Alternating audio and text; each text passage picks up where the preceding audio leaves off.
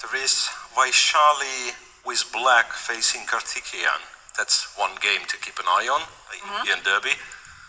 But yeah, we'll probably start with Mangus Carlsen. He had no luck against d4, so maybe e4 is a bit easy on him. His opponent chose e4.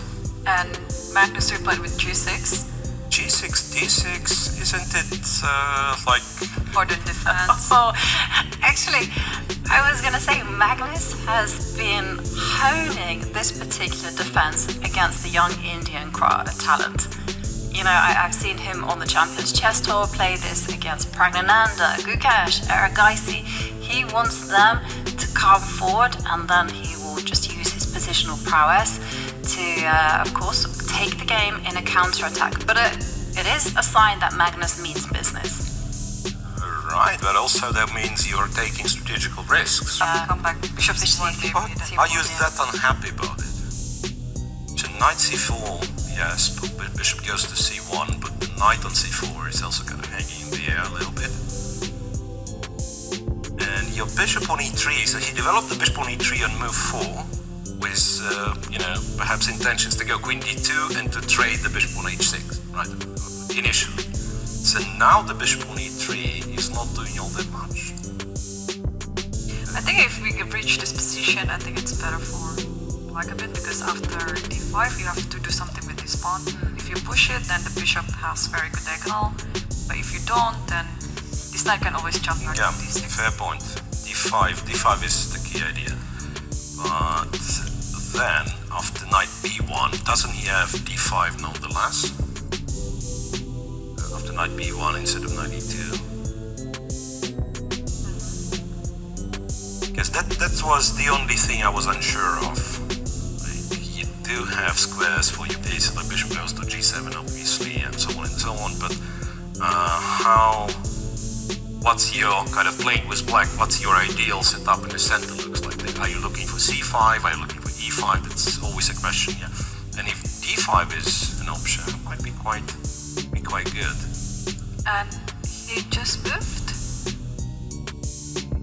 Why just play the move? Yeah, and he played knight. The knight went to e2. Yeah, the knight went to e2. Yeah, that is a good question though. How is white gonna react after d5? Straight, yeah? Yeah. Without knight c4. Well, just even That's what just he in does. general, right? Because if you go e5, you could see the f5 square. Yeah, and Magnus played it right away. d5 is on the board. Right. So, you know, like if white would have been a little bit more kind of organized with his pieces, right? Maybe this structure after d5, e5 is actually not that bad. Like you go to f5 with the bishop, I'll try to exchange it with knight g3 and such. Maybe it's not that bad, but I don't like...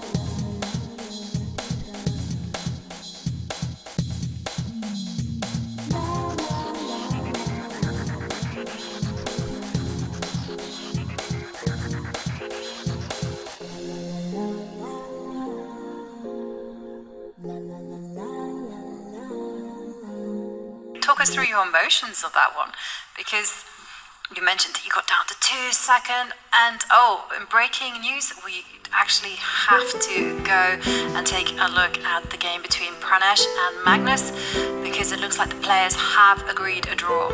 Yeah, this game is way more important. I think they did, yeah. I think they did. So it's been quite a few amazing resources found by both players. Yeah. Right? Okay.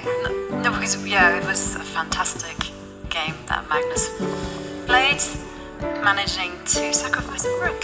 Oh wow, with that's check. maybe the theme of this round. For a drawing attack. But we can continue kind of discussing the emotions that you had with this really exciting game. Yeah, it was a kind of emotional roller coaster.